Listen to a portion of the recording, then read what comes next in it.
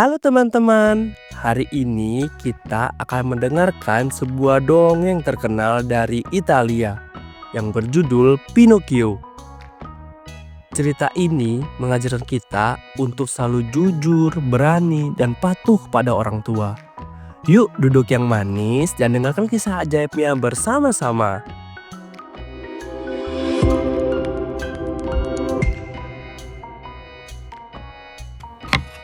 Di sebuah desa kecil di Italia, hiduplah seorang membuat boneka kayu bernama Geppetto.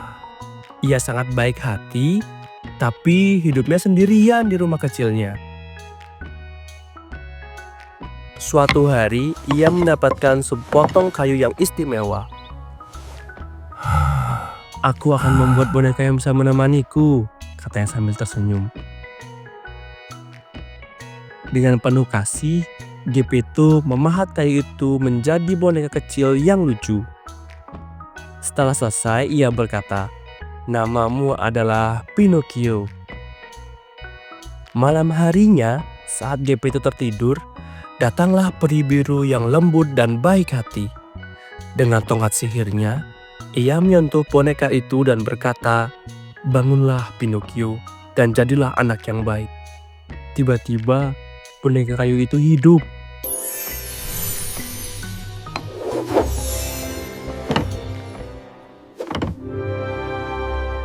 Ketika Geppetto bangun, ia sangat terkejut melihat Pinocchio. Pinocchio bisa berbicara dan berjalan. "Ayah, ayah," kata Pinocchio sambil memeluknya. Geppetto tertawa haru dan berkata, "Mulai sekarang, kamu akan jadi anakku, Pinocchio." Mereka pun hidup bahagia bersama. Hello, Father.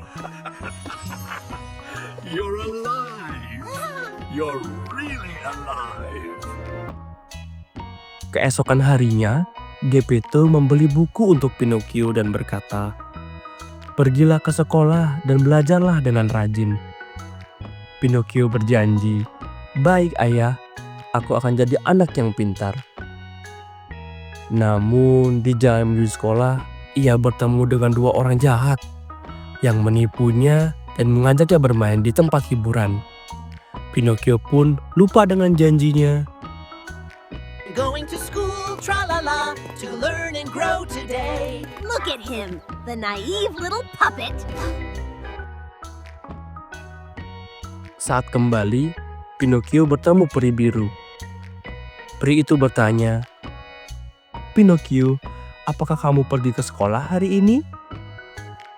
Pinocchio gugup dan berkata, Iya, aku ke sekolah kok." Tiba-tiba, hidungnya tumbuh panjang. Pinocchio terkejut dan memegang hidungnya yang terus memanjang. Peri biru berkata lembut, "Pinocchio, setiap kali kamu berbohong, hidungmu akan bertambah panjang." But Pinocchio menunduk malu dan mulai menangis. I wasn't doing anything. Pinocchio sadar telah melakukan kesalahan. Ia meminta maaf kepada peri biru dan berjanji tidak akan berbohong lagi. Dengan senyum lembut, peri itu menyentuh hidung Pinocchio dan perlahan hidungnya kembali seperti semula. "Ingatlah Pinocchio," kata peri biru, "anak yang jujur akan selalu dicintai semua orang." Pinocchio pun mengangguk dengan wajah lega.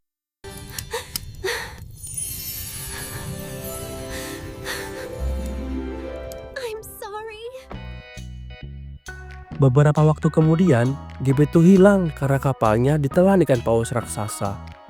Pinocchio pun yang sudah berubah menjadi anak pemberani segera mencari ayahnya. Ia masuk ke dalam laut dan akhirnya menemukan Geppetto di mulut ikan paus. Dengan keberanian dan kerjasama, mereka berhasil keluar dengan selamat.